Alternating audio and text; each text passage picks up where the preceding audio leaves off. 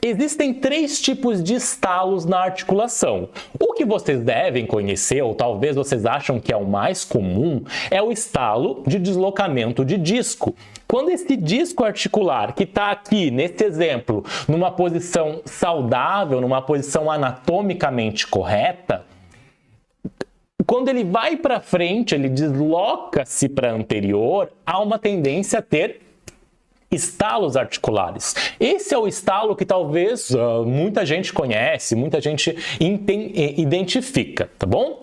Conhecer uma coisa, tratar é outra coisa bem diferente. E existe tratamento para estalo, existe tratamento para barulho, sim senhor. Não me venha com essa ideia de que acabou as opções. Existe muita opção.